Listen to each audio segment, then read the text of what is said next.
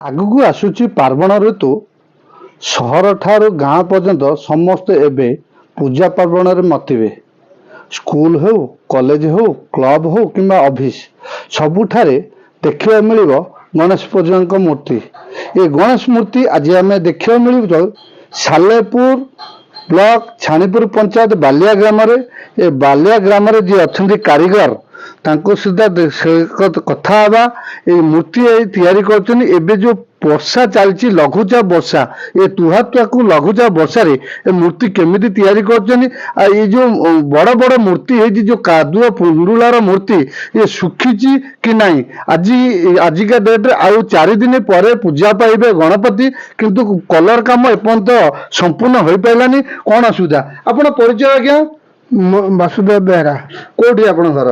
ବାଲିଆ ଶଙ୍କରପୁର। ଏ ଆଜି ଆଉ 4 ଦିନ ପରେ ପାର୍ବଣ ପୂଜା ପାଇବେ, କିନ୍ତୁ କଲର କାମ ଏପର୍ଯ୍ୟନ୍ତ ଆରମ୍ଭ ହେଇନି କହିଲେ ଏଇ ଚଳେ। ବର୍ଷା ପରିସ୍ଥିତିରେ ଏଭଳି ବର୍ଷା ହଉଛି ଯାହା ଦ୍ୱାରା କି ମାଟି ପିଣ୍ଡୁଳା ଶୁଖି ପାରୁନି, ବହୁତ କଷ୍ଟ ହଉଛି। ତାକୁ ବ୍ଲୁ ଲ୍ୟାମ୍ପ ଲଗା, କାଠ ଲଗା, ଗ୍ୟାସ ଲଗା, ଏମିତି ସେକିକିରି କରିବାକୁ ପଡୁଛି। ଆଉ ଆପଣ କେତେ ଲେଖା ରେଟ୍ ରଖିଛନ୍ତି ମୂର୍ତ୍ତି? 5,000 ଅଛି, 10,000 ଅଛି, 3,000 ଅଛି, କାମ ନେଇକିରି ପଇସା ଆଉ ପରିଶ୍ରମ ନେଇ। କେତେ ଖର୍ଚ୍ଚ ହେଇଯାଉଥିବ? ଖର୍ଚ୍ଚ ଗୋଟେ ଗୋଟେ ମୂର୍ତ୍ତି ଯୋଉଠି 4,000 ଟଙ୍କାର ମୂର୍ତ୍ତି ତଥାପି 2,000 ଟଙ୍କା ପଳେଇ ଯାଉଛି। ପୁଣି ମଜୁରୀ ଅଛି, ରଙ୍ଗ ମସଲା ଅଛି, ଲେସ୍ ଅଛି, ତାର ଫୁଲ ଅଛି, ଗହଣା ଗାଣ୍ଠି ଅଛି। କେତେ ଜଣ କାରିଗର କାମ କରୁଛନ୍ତି? 4-5 ଜଣ ଖଣ୍ଡେ କରୁଛୁ। ଆଉ ଏବେ କଲର ରେଟ୍ ଆଗରୁ ଯାହା ଥିଲା ଏବେ ସେଇଆ ଅଛି ନା? ନାଇଁ, ସେ କଥା କୁହନ୍ତୁ ନାହିଁ। ଆମେ ବା କିଣିବାକୁ ସାହସ ହଉନି, ଏତେ ରେଟ୍ ବଢେଇଛନ୍ତି। କିନ୍ତୁ ଆଗରୁ ଯାହା ରେଟ୍ ଥିଲା ଏଇନା ଡବଲ ରେଟ୍। ଏଇ ଯୋଉ ବର୍ତ୍ତମାନ ଅର୍ଡର ରଖୁଛନ୍ତି, ଆଉ ପୋଷଉଛି? ନାଇଁ, ଏ ଯୋଉ ବର୍ଷା ଯୋଉ ପାଗ ତ ଯାହା ହଉଛି କଲର ପାଇଁ ଯୋଉ ରେଟ୍ ଗଲା ବର୍ଷ ଥିଲା ବା ଏଇ ଏବେ 4 ମାସ ପରେ ଯାହା ରେଟ୍ ଥିଲା ଏଇନା ଡବଲ ରେଟ୍।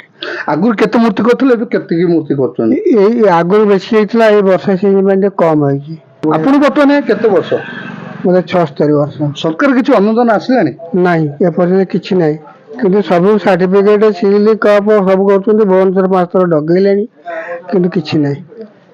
ଆପଣଙ୍କ ଏତେ ପରିଣତ ବୟସରେ ବି କାମ କରୁଛନ୍ତି, ସରକାର ଆପଣଙ୍କ କଥା ଦୁଃଖ ବୁଝୁନାହାନ୍ତି? ନାଇଁ, ଏପର୍ଯ୍ୟନ୍ତ କିଛି ନାହିଁ। କେତେ ଥର ସାର୍ଟିଫିକେଟ କଲେକ୍ଟରକୁ ଯା, ଭୁବନେଶ୍ୱର ଯା, ଆଉ ଏଠି କଳ୍ପନା ଛକ ଯା, କିଛି ନାହିଁ। ଦେଖୁଥିଲେ ପରିଣତ ବୟସରେ ବି କାରିଗର କାମ କରୁଛନ୍ତି, କିନ୍ତୁ ସରକାର ଆଙ୍କ ପ୍ରତି ନିଘା ନାହିଁ କି ଆଙ୍କୁ କଳାକାର ଭତ୍ତାଟେ ବି ମିଳିପାରିନି। ଆମେ ବର୍ତ୍ତମାନ ଆଉ ଜଣଙ୍କ କାରିଗର ପାଖକୁ ଯିବା, ଦେଖିବା ସେ କେମିତି କାମ କରୁଛନ୍ତି, କୋଉଠୁ ଆସିଛନ୍ତି।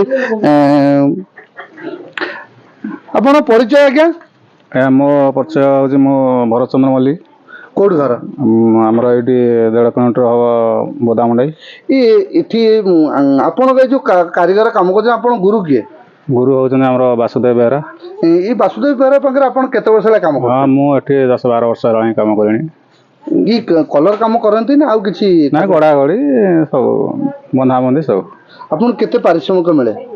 ଇଏ ଯାହା ପାରିଶ୍ରମିକ ମିଳୁଛି ଆଜ୍ଞା, ତ ମୂର୍ତ୍ତି ରେଟ୍ ନାହିଁ, ଆଉ ପାରିଶ୍ରମିକ କ'ଣ ଦେବେ ସିଏ? ଆଉ ଯାହା ବି ଆଉ ମଜୁରୀଟା ଦେଉଛନ୍ତି। ଆଉ ଆପଣ ଏଇ ପାରିଶ୍ରମିକରେ ଘର ସଂସାର ହଁ, କଷ୍ଟମଷ୍ଟେ ଚାଲିଛି। ଆଉ ବିଲବାଡ଼ି ତ ନାହିଁ, ଆଉ ଏଇ ଭାଗ ଭାଗରା କରି ଚାଲିଛି। ଆଉ ସରକାର ତରଫରୁ କିଛି ଆପଣଙ୍କୁ ନାଇଁ, କିଛି ମିଳିନି ଆଜ୍ଞା। ଏବେ ଯୋଉ ବର୍ଷା ସିଜନ ହଉଛି, ତୁଆକୁ ତୁଆ ବର୍ଷା, ଏ କଲର ଶୁଖୁଛି କିଛି ହେଇଛି? ନାଇଁ, ଶୁଖି ତ ହଉନି। ବର୍ଷା ଲାଗିକି ରହୁଛି, ଲଘୁଚାପ ବର୍ଷା ଲାଗିକି ରହୁଛି। ଆଉ ମୂର୍ତ୍ତି ଶୁଖେଇ ହଉନି, ଏଇ ଭାରି ଅସୁବିଧା ହଉଛି। ଆଉ ଏଇ କାଠ ଫାଟ ଜାଳିକି କଷ୍ଟମଷ୍ଟେ ଶୁଖା ହଉଛି। ଆଉ ଦେଖୁଥିଲେ ଏ ପାର୍ବଣ ଋତୁରେ ଘର ଫରେଇବାର ସହିତ ସମସ୍ତେ କାମ ଲାଗିଛନ୍ତି। ଦେଖିବା ତାଙ୍କ ଘରେ ଯିଏ ଅଛନ୍ତି ମହିଳା କାରିଗର, ସିଏ ବି ଏବେ କାମରେ ଲାଗିଛନ୍ତି। ଆପଣ ପରିଚୟ ଆଜ୍ଞା? ମୋ ନାଁ କ୍ରାନ୍ତି ବେହେରା। ଆପଣ ଏ ଯୋଉ ମୂର୍ତ୍ତି କାରିଗର କାମ କୋଉଠୁ ବାପଘରୁ ଶିଖିଥିଲେ ନା ଶାଶୁଘରୁ? ନାଇଁ, ବାପ ଘର ଥିଲା। ବାପଘରୁ ସବୁ ଶିଖିଛନ୍ତି? ଆଜ୍ଞା। କେମିତି ମୂର୍ତ୍ତି ତିଆରି ହବ, କେମିତି କଲର ହବ, କେମିତି କଣ ହବ? ହଁ, ଏଇ ଯେ ଆଜି ଆମେ ଦେଖୁଛୁ ଆଉ 4-5 ଦିନ ପରେ ମୂର୍ତ୍ତି ପୂଜା ପାଇବେ, କିନ୍ତୁ ଏପର୍ଯ୍ୟନ୍ତ କଲର ହେଇପାରୁନି, କଣ ପାଇଁ? ଟିକେ ବର୍ଷା ସିଜିନ ଯୋଗୁ ଟିକେ କାମ କରିବାରେ ଅସୁବିଧା ହେଇଗଲା, ତଥାପି କରିଦେବୁ। ଆଉ ମୂର୍ତ୍ତି ଗୁରା ଶୁଖିନି? ଇଏ ବର୍ଷା ହଉଛି ତୁଆକୁ ତୁଆ, ସେଇଥିପାଇଁ କାମ ଟିକେ ହେଇପାରୁନି ବର୍ଷା ସିଜିନ ଯୋଗୁ। ବର୍ତ୍ତମାନ ମୂର୍ତ୍ତି କେତେ ଟଙ୍କାରୁ କେତେ ଟଙ୍କା ପର୍ଯ୍ୟନ୍ତ ଅଛି?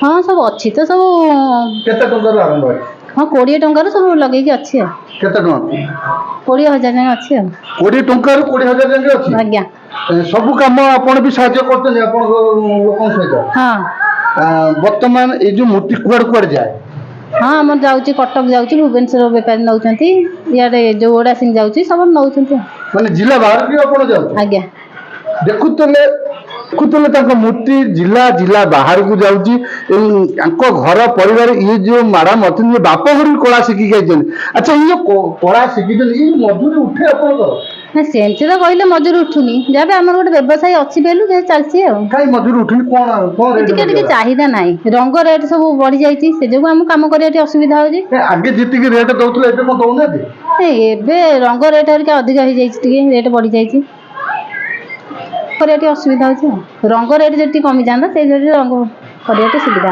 ଲଘୁଚାପ ବର୍ଷା ତୁଆକୁ ତୁଆ ଏ ମୂର୍ତ୍ତି ଶୁଖି ପାରୁନି କଲର କାମ ମାନ୍ଦେଇ ଚାଲିଛି ଏ ପାର୍ବଣ ଗଣେଶ ପୂଜା ବେଳକୁ ୟାଙ୍କୁ ଦବାକୁ ବହୁତ କଷ୍ଟ ହଉଛି ଦିନ ରାତି ଏକ କରି ଏମାନେ କଲର କାମ ମାତିଛନ୍ତି କେମିତି ଗଣେଶ ପୂଜା ସହିତ ଗଣେଶ ପୂଜାରେ ମୂର୍ତ୍ତି ପୂଜା ପାଇବେ ସେଥିପ୍ରତି ଲାଗିଛନ୍ତି ଆଉ କଳାକାରଙ୍କ ସରକାରଙ୍କର ଦୁଃଖ ବୁଝିବାକୁ କେହି ନାହିଁ ଏ କଳାକାର ଯାହା ପାରିଶ୍ରମ ପାଉଛନ୍ତି ଆଗ ଭଳି ଆଉ ରେଟ୍ ନାହିଁ ଏବେ କଲର ରେଟ୍ ବଢିଯାଇଛି ସବୁ କଞ୍ଚାମାଲ ରେଟ୍ ବଢିଯାଇଛି ସେଥିପାଇଁ ଏ ମୂର୍ତ୍ତି ରେଟ୍ ଆଉ ପୋଷୁନି ଆଗ ଭଳିଆ କଳାକାର ଯେତେ ପାଉଥିଲେ କାରିଗର ଯେତିକି ମୂର୍ତ୍ତି ପଇସା ପାଉଥିଲେ ଆଉ ସେ ପଇସା ପାଇପାରୁନାହାନ୍ତି ସାଲେପୁରରୁ ମହେଶ୍ୱର ବେହେରାଙ୍କ ରିପୋର୍ଟ ଜ୍ୟୋତି ପ୍ରଭା ନ୍ୟୁଜ୍।